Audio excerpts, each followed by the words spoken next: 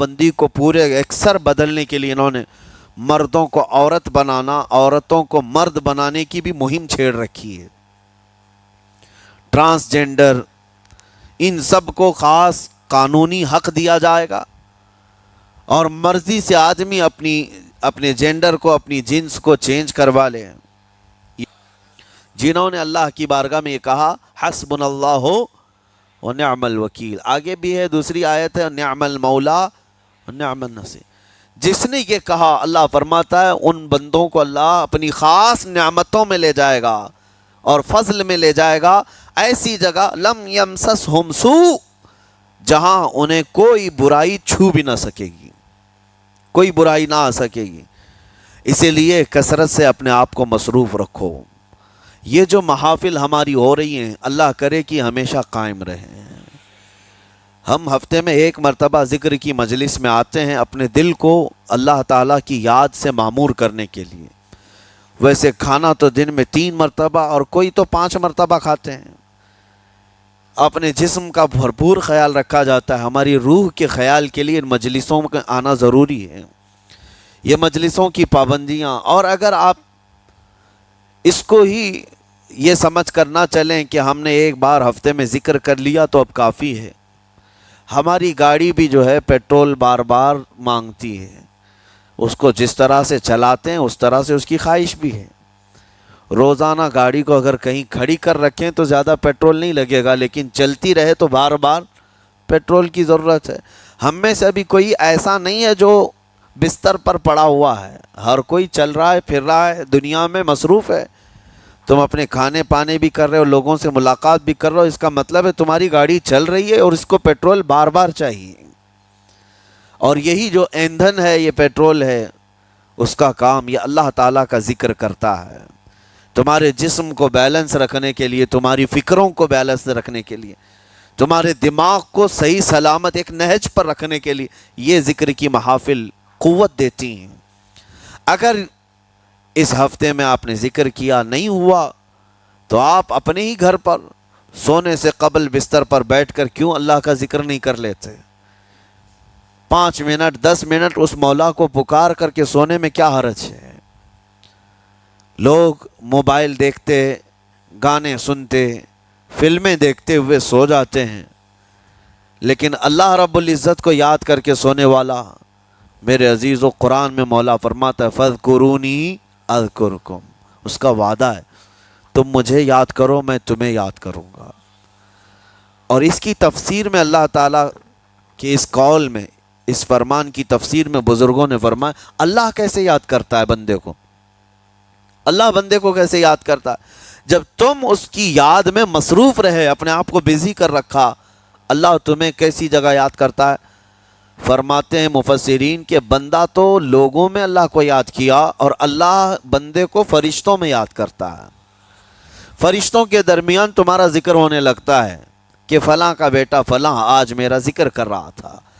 آج محفل ذکر سے جتنے نکلیں گے، اللہ کریم ہمارا ذکر فرشتوں میں ضرور فرمائے گا، فرشتوں میں ضرور ذکر ہوگا کہ فلاں بندہ آج ذکر میں مشغول تھا۔ اور پھر یہ بھی فرمایا بزرگوں نے، مفسرین نے، کہ اللہ تعالیٰ وہاں یاد کرتا ہے جہاں فرشتے ہوں، فرشتوں کی محفل میں تمہارا ذکر۔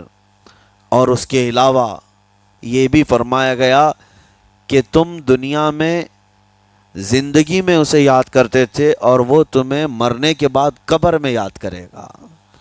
جب دنیا تمہیں چھوڑ دیتی ہے تب اللہ تعالیٰ تمہیں یاد فرماتا ہے۔ فَاذْكُرُونِي أَذْكُرْكُمْ کا مطلب یہ ہے وہ تمہیں یاد فرمائے گا، لیکن اس کے لیے کثرت سے تم اللہ کو یاد کرو، اللہ کو یاد کرو۔ تو بہرحال میرے عزیزو، قیامت کی نشانیاں جو ہم نے آج مختصر آپ کے سامنے رکھی، وہ بہت تیزی سے تمہارے سروں پر آ رہی ہیں، اور تمہارے ہاتھوں سے بہت سارے کام اب چھن جائیں گے۔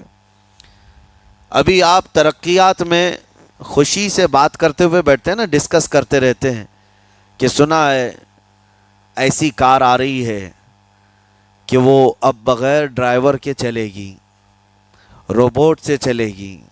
اس کو تو ہم خوشیوں میں ڈسکس کرتے ہیں کہ اچھا ایسا ہونے والا ہے۔ پہلے ایسا تھا کہ موبائل آپ بٹن کے دباتے تھے، کسی نے اگر خبر کر دیا کہ نہیں بعد میں صرف ٹچ کرنے سے آتا ہے تو آپ کہتے اچھا ایسا بھی آنے والا ہے، لیکن اب کوئی کہے تو آپ کو کوئی تعجب نہیں، ٹچ اسکرین، کوئی تعجب کی بات نہیں، بنا ڈرائیور کے گاڑیاں آ جائیں گی۔ اس طرح ہوتے ہوتے نظام زندگی اس قدر بدل جائے گا، اس قدر بدل جائے گا۔ آج میری یہ بات نوٹ کر کے رکھ لیں، زندگی باقی رہی تو 10 سال بعد انشاءاللہ ہم ملاقات کریں گے، اگر اللہ نے زندگی باقی رکھی، اور اس کے بعد پھر ہماری یہ باتیں میچ کر کے دیکھیں کہ کیا کیا ہوا ہے اور کیا کیا دنیا بدل چکی۔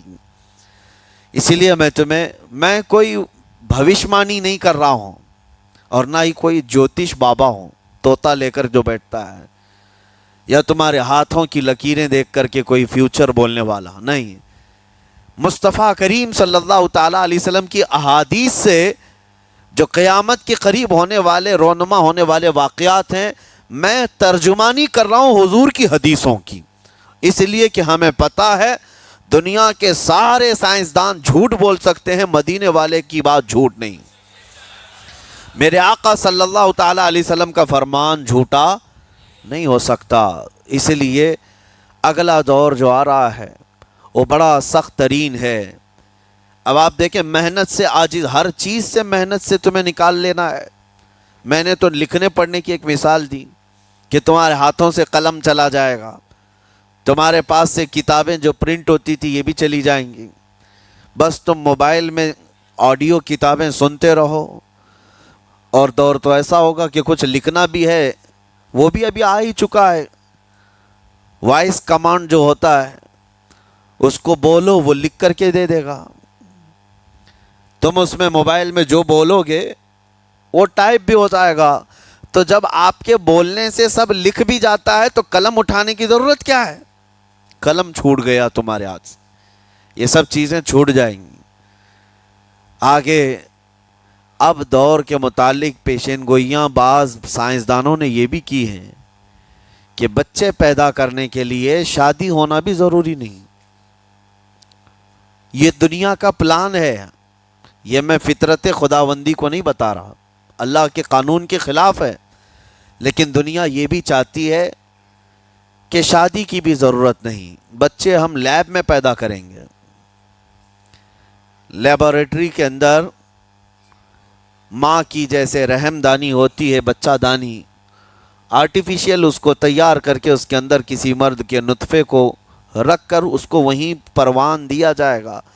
نہ کسی یہ شادی کی ضرورت ہے، نہ کوئی عقد، نہ کوئی ایگریمنٹ، کچھ نہیں، جس کو بچہ چاہیے وہ لیب سے خرید لے، ہر طرح کی چیزوں سے تمہیں عاری کر دیا جائے۔ ابھی تو بہت سارے لوگ سوال بھی کرتے ہیں ہم سے ٹیسٹ ٹیوب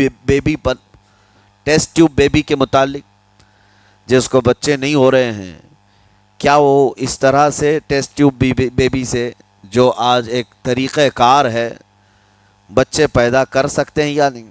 اس کے کئی طریقے ہیں سائنس میں کہ اسی مرد کا نطفہ اسی کی عورت میں رکھ کر کے اس کو پروان دیا جائے، اور بعض دوسرے طریقے کہ کسی دوسرے کا لا کر اس کی عورت میں رکھ دیا جائے، یہ تو سراسر حرام ہے، زنا ہے۔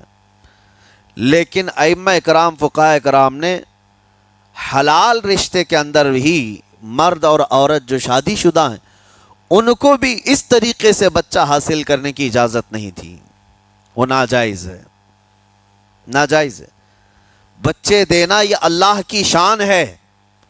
حضرت ابو ہریرہ رضی اللہ تعالیٰ عنہ حضور صلی اللہ علیہ وسلم کی بارگاہ میں حاضر ہوئے، عرض کرتے ہیں عرب والے لوگ عزل کرتے ہیں یا رسول اللہ، یعنی بچے نہ ہونا نہیں چاہیے کسی کو، تو پریکاشن لیتے تھے وہ لوگ، اس کا طریقہ کار ان کا الگ تھا عربوں کا، وہ انزال نہیں کرتے، اس سے پہلے جدا ہوتے۔ حضرت ابو ہریرہ رضی اللہ تعالیٰ عنہ نے حضور کی بارگاہ میں پوچھا کہ ایسا کیا کرنا کیسا ہے؟ نبی پاک صلی اللہ تعالیٰ علیہ وسلم نے ارشاد فرمایا اگر رب تبارک و تعالیٰ چاہے تو بھی بچے عطا کرے گا، کوئی عزل کر لے الگ ہو جائے، اگر مولا کو دینا ہو تو اس حال میں بھی اللہ تعالیٰ بچے عطا کرے گا۔ جو مولا بغیر باپ کے عیسیٰ پیدا فرماتا ہو۔ تو بہرحال میں بات الگ نہ چلی جائے اس لیے عرض کر رہا ہوں کہ اگلے دور میں سارے کام کاج تمہارے ہاتھوں سے نکل جائیں گے، عاری کر دیا جائے گا اور تمہیں سست اور کاہل بنا دیا جائے گا، اور جب بندے کے پاس کوئی کام ہی باقی نہ رہے تو اس کا دماغ شیطانی بن جائے گا، اور شیطان اس کو ہانکتا رہے گا صبح سے شام تک، شام سے صبح تک۔ اور میں آپ کو بتا دوں، دنیا یہ چاہتی ہے کہ رات کو دن بنا دے، یعنی کوئی رات کا تصور ہی نہ رہے، نہ اندھیرا ہے نہ ہی کوئی اس طرح کی تاریکی، بلکہ پورا ٹوٹل 24 آورز ایسا ہی اجالا دکھنا چاہیے۔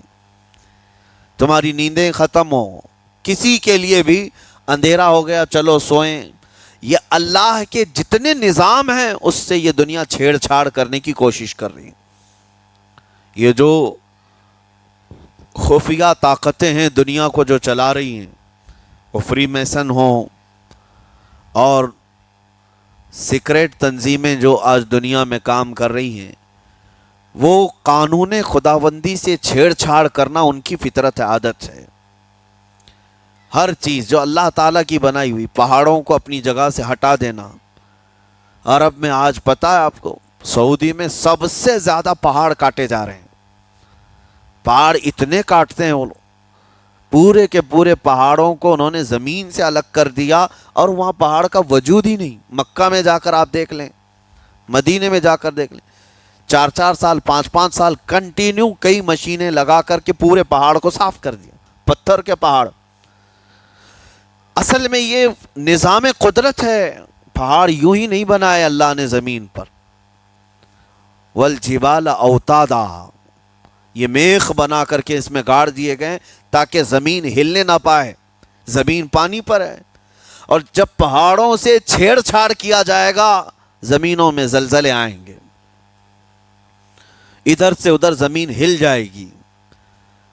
اور تو اور انہوں نے اپنی ٹیکنالوجی کو بڑھاتے بڑھاتے قانون خداوندی میں چھیڑ چھاڑ کے لیے کیا نہیں کیا، انہوں نے جعلی اور آرٹیفیشل ارتھ کویک لانے کی کوششیں کی، مصنوعی زلزلے، مصنوعی بارش ہوتی نہیں، لیکن پورے کلاؤڈ کو جمع کر کے، بادلوں کو جمع کر کے ایک جگہ، اور پھر اس کو کیمیکل کے ذریعے سے پانی برسا دیا جائے۔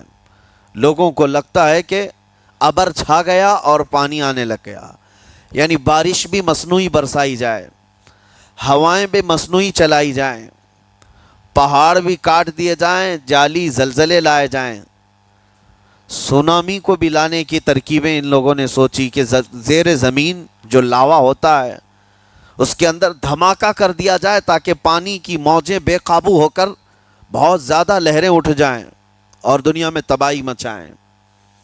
بیماریاں اللہ کی طرف سے آتی ہیں، لیکن بیماریاں یہ لیب میں بنانے کی کوشش کرتے ہیں کہ وائرس بنائے جائے اور لوگوں کے درمیان چھوڑ دیے جائیں، جس کو آج دنیا کی بڑی طاقتیں بایو ویپن کا کہتی ہیں، یعنی ہتھیار صرف گولہ بارود بندوق اور میزائل ہی نہیں ہیں، ہتھیار یہ وائرس بھی ہیں، کیمیکل بھی ہے، دوائیوں کی شکل میں۔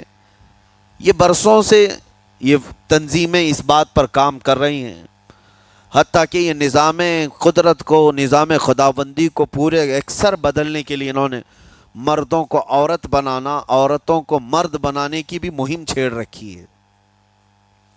ٹرانسجینڈر، ان سب کو خاص قانونی حق دیا جائے گا، اور مرضی سے آدمی اپنے جینڈر کو، اپنی جنس کو چینج کروا لے۔